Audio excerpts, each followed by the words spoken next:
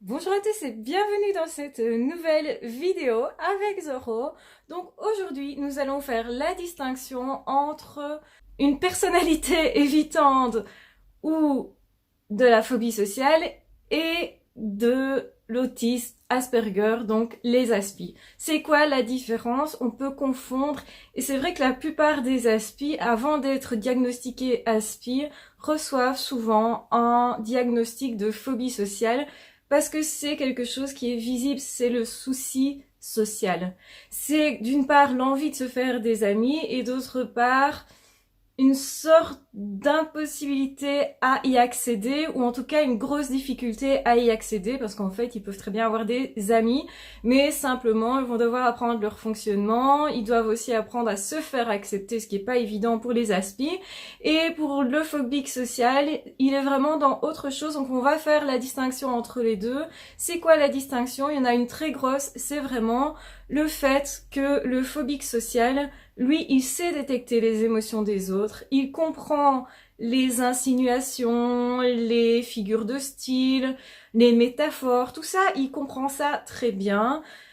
Donc en fait, on a tendance à distinguer une grosse partie de la population, à le définir comme étant les neurotypiques et de mettre ça en opposition avec les aspis ou avec les surdoués ou avec des personnes en fait qui sont dites atypiques, différentes, qui fonctionnent différemment. Et c'est vrai qu'un aspi, c'est quelqu'un qui est différent. Alors ça se voit beaucoup plus chez les hommes que chez les femmes, ce qui explique que les hommes sont plus diagnostiqués. Je pense qu'aussi les hommes arrivent moins à le cacher parce que les femmes vont plus être réservées et ça pose moins de problèmes au niveau sociétal, au niveau aussi du regard qu'on porte sur les femmes. Donc un homme est censé être orienté vers l'extérieur, une femme qui est plus orientée vers elle-même, vers la famille, les enfants, etc. Quand ils arrivent à être en relation de couple, à avoir des enfants, etc., eh bien dans ce cas-là, ça passe beaucoup plus inaperçu. Mais la personne elle-même, elle se rend compte quand même qu'elle a des difficultés, qu'elle est fatiguée, par exemple, après avoir été en interaction. Donc un aspi, que ce soit un homme, que ce soit une femme, c'est quelqu'un qui va être fatigué après les interactions sociales, qui va avoir besoin d'une période de calme. Alors les surdoués vont me dire, oui, mais moi aussi j'ai ça. Moi aussi j'ai besoin de me mettre à distance, de réfléchir à ce qui s'est passé, parfois justement pour goûter l'expérience en tant que telle, pour justement me dire waouh c'était chouette, etc., pour la mémoriser, pour l'analyser. Donc j'ai besoin de prendre du recul et d'être un peu dans ma bulle. Et puis ça me fait d'autant plus plaisir. Ça prolonge, si vous voulez, le plaisir du partage que d'être seul avec soi. Et ça permet aussi d'ancrer l'expérience. Mais pour les aspis, c'est autre chose. C'est vraiment la surstimulation qui a été vécue, qui fait qu'il y a un épuisement, il y a quelque chose de l'ordre du il faut que je me protège, il faut que moi, j'arrive à être dans ma bulle, non pas vraiment tellement pour analyser ce qui s'est passé, même s'il y a ça aussi, il y a une intellectualisation qui est importante chez les aspis généralement, donc la personne va analyser en se disant qu'est-ce que la personne voulait vraiment, etc. Donc c'est plus pour essayer de décoder, hein. Donc quand un aspi analyse les choses, c'est plus qu'est-ce qui s'est passé, qu'est-ce que la personne veut, comment je dois réagir après, etc. Ils anticipent aussi beaucoup, et donc du coup aussi ils vont se poser la question comment je dois agir, que ferait une personne dite ordinaire. Et c'est un petit peu dommage de se dire tout le temps, mais que ferait une autre personne pour s'adapter? Et c'est un petit peu le même problème que les surdoués, c'est que quand on essaye de s'adapter à quelque chose qui est pas à soi, on n'est pas très heureux généralement. Donc un aspi, la première chose qu'il doit faire, c'est s'accepter, se dire je suis comme ça, et je suis pas malade en fait. Je fonctionne comme ça, je peux fonctionner très bien si je tiens compte de comment je suis, de comment justement je dois faire pour être dans le bien-être, dans ce qui m'est pour moi le plus confortable. L'avantage des aspis, c'est que généralement ils sont plus centrés sur eux, c'est-à-dire qu'ils sont moins impactés par ce que pensent les autres et ce que veulent les autres. Ils sont un petit peu plus auto-centrés par rapport aux surdoués qui sont trop dans le je fais attention à ce que l'autre veut absolument, et c'est pas très bon, hein. Quand je dis que c'est trop, c'est oui, c'est trop parce que on a besoin, nous, en tant qu'être humain, de fonder sa vie sur soi et par rapport à soi. Donc c'est-à-dire qu'il faut se suivre soi-même pour être épanoui.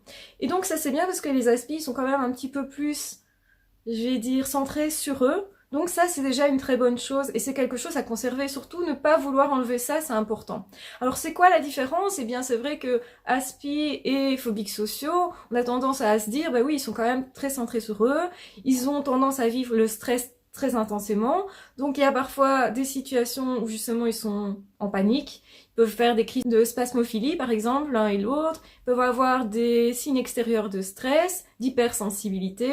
Tout ça, c'est vrai chez l'un ou chez l'autre. Alors on distingue ça justement par le fait que les personnes dites atypiques ne fonctionnent pas tout à fait, je veux dire, comme les normopensants. Donc c'est-à-dire que au niveau du décodage de tout ce qui est émotionnel, donc la lecture du visage de l'autre. Donc c'est-à-dire que la plupart des personnes arrivent à décoder assez vite dans leur vie ce que sont les émotions des autres. Donc si vous voulez, un enfant, un bébé d'ailleurs, fixe souvent sa maman, son papa, les personnes autour, les visages en fait, pour décoder l'émotionnel et pour savoir comment il doit réagir. Et c'est pour ça que quand vous souriez à un enfant, généralement il va aussi lui-même sourire, il va aussi lui-même être, si vous voulez, dans une sorte d'observation constante comme ça.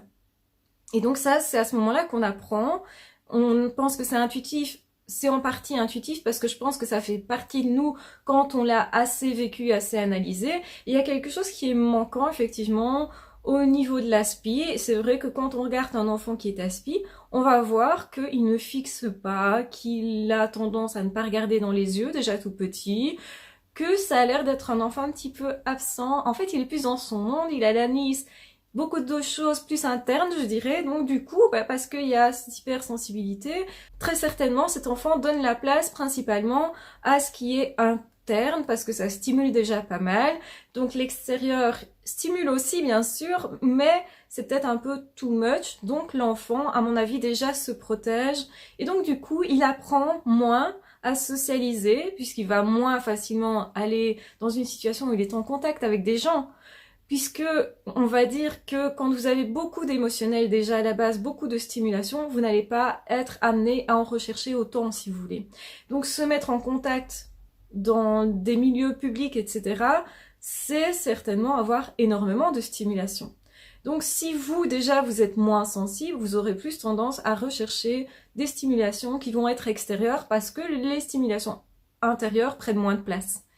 Donc c'est une hypothèse, c'est mon hypothèse en tout cas. Donc la différence, effectivement, une personne qui est phobique sociale, c'est plutôt quelqu'un qui est neurotypique, bien que ça puisse aussi être des surdoués, qui ont cette phobie sociale, donc il y a un problème social, difficulté d'aller vers l'autre. Généralement, ils identifient ce problème chez eux, ça généralement les aspie aussi, ils cherchent chez eux ce qui ne va pas en fait. Avant de comprendre comment ils fonctionnent, généralement ils vont chercher justement dans la pathologie et parfois ils vont être orientés là-dedans par des psys, par des thérapeutes qui pensent bien faire, par des médecins aussi qui vont penser bien faire, mais qui ne connaissent pas justement le fonctionnement des aspis et donc qui vont se planter dans le diagnostic.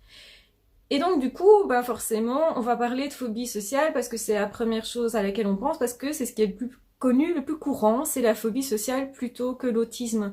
Les aspis, les autistes sont quand même en faible pourcentage dans la population, c'est encore moins que les surdoués. Donc forcément, on va plus facilement aller poser un diagnostic de ce qui est le plus courant, de ce qui est aussi le plus connu. Et la phobie sociale est plus connue, tout simplement. Mais la personne qui est personnalité évitante, donc qui est elle-même aussi dans son monde, qui va éviter les relations, qui va aussi avoir ce comportement de se protéger, c'est différent parce qu'elle saura exactement lire les émotions des autres. Donc elle peut dire avec certitude, celui-là est amoureux de moi, je le vois.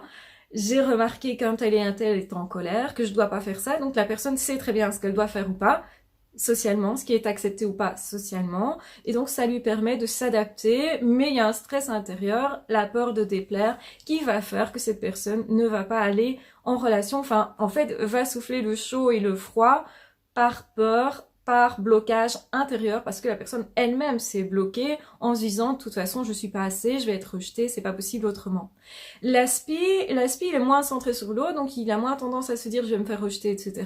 Mais il se fait rejeter justement parce qu'il ne présente pas les bons comportements, ceux qui sont admis socialement. Alors c'est sûr qu'il y a un problème de la société à accepter le fonctionnement de l'autre, ça on est vraiment là-dedans.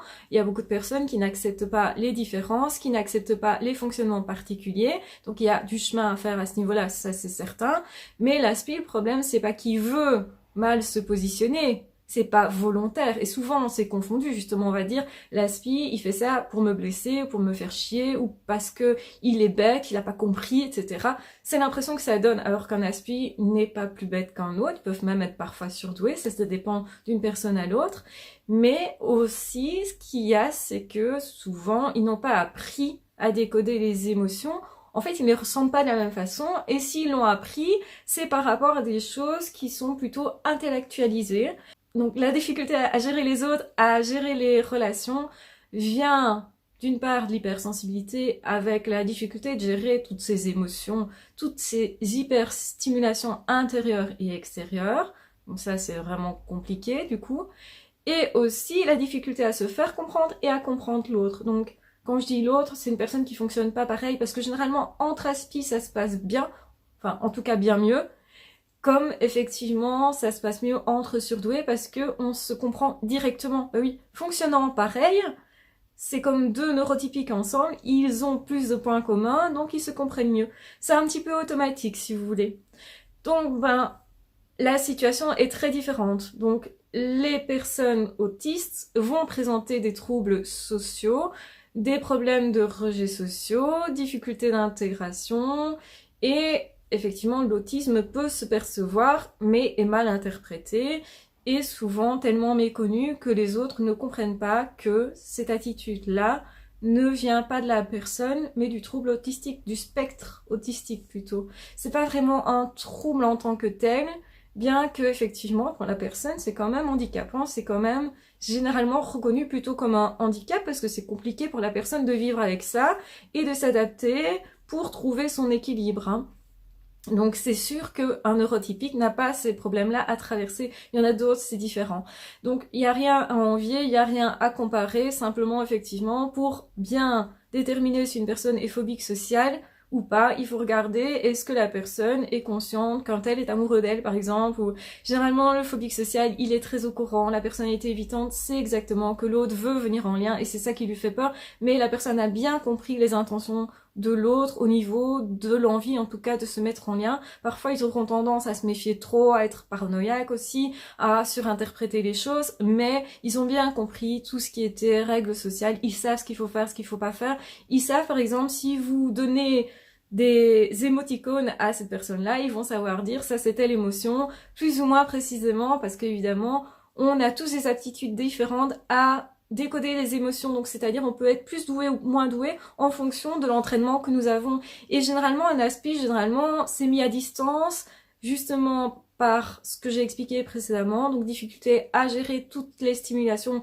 à gérer les autres, la peur aussi d'être rejeté, l'envie quand même d'être en relation, ça faut bien le comprendre, c'est qu'il y a cette envie-là derrière, mais il y a une difficulté parce que tout ça à gérer, et puis comprendre, c'est compliqué, et c'est d'autant plus compliqué quand on a moins été en relation, en situation, justement, de pouvoir décoder, capter, etc.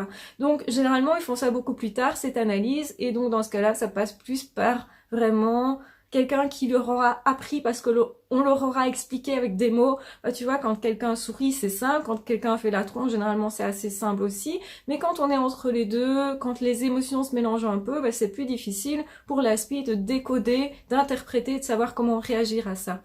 Et donc, c'est pourquoi c'est très différent comme trouble social. On va parler de trouble social. Ça veut pas dire que ça peut pas se régler et s'améliorer, en tout cas s'améliorer grandement. C'est comme tout, quand on s'entraîne, on peut améliorer bien des choses. Mais c'est beaucoup plus difficile pour un aspi quand même, parce que il y aura toujours ce trouble autistique, ce spectre autistique, ça fait partie de la personnalité, du fonctionnement, etc. Il faut travailler avec, c'est pas travailler contre, essayer de l'enlever, c'est pas une bonne idée.